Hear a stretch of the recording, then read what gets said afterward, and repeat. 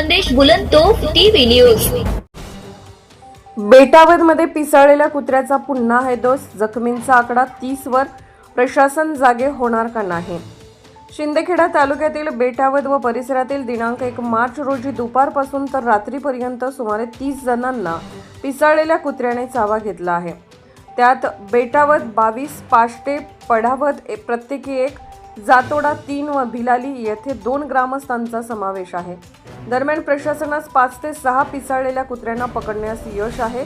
आमची टीम गावात पिसाळलेल्या कुत्र्यांचा सतत शोध घेत असल्याने बेटावद ग्रामसेवक प्रमोद माळी यांनी सांगितले। मिळालेल्या माहितीनुसार बेटावद आणि परिसरात पिसाळलेल्या कुत्र्यांनी पुन्हा एकदा थैमान घातले असून दहशतीचे वातावरण निर्माण केले आहे।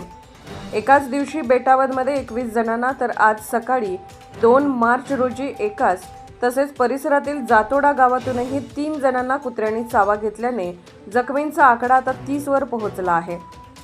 या गंभीर परिस्थितीमुळे ग्रामस्थांमध्ये प्रशासनाविरुद्ध प्रचंड संताप व्यक्त होत असून जुन्या प्राणघातक घटनांची आठवण ताजी झाल्याने भीतीचे सावट पसरले आहे।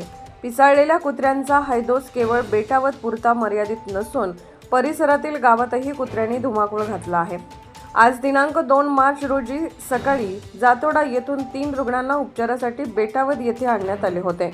जखमींची संख्या वेगाने वाढत असून बाधितांचा आकडा अजून वाढण्याची भीती व्यक्त होत आहे। 30 रुग्णांपैकी 6 जखमींना धुळे येथील जिल्हा रुग्णालयात हलवण्यात आले होते। हातात लाठ्या काट्या घेऊन संरक्षणाची वेळ।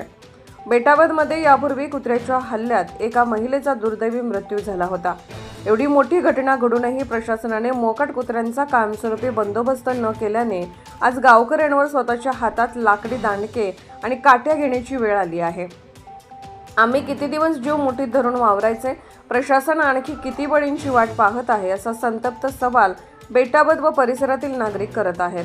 प्रशासनाने त्वरित बेटावद व परिसरातील संबंधित पिसाळलेल्या कुत्र्यांचा तातडीने बंदोबस्त करून गावातील इतर भटक्या कुत्र्यांवर नियंत्रण ठेवावे, तसेच लसीकरण व निर्विजीकरण मोहीम राबवावी अशी मागणी करण्यात येत आहे। एकीकडे वारंवार बेटावद व परिसरात कुत्र्यांचा हल्ला होत आहे व जखमींची संख्या वाढत असताना प्राथमिक आरोग्य केंद्र बेटावद येथे जादा प्रमाणात औषध साठा आणि रेबीज प्रतिबंधक लस उपलब्ध करून देण्याची मागणी बेटावद व परिसरातील नागरिकांनी व्यक्त केली आहे। मुख्य संपादक Yadavrao Sawant. Subscribe now and press the bell icon. Never miss an update.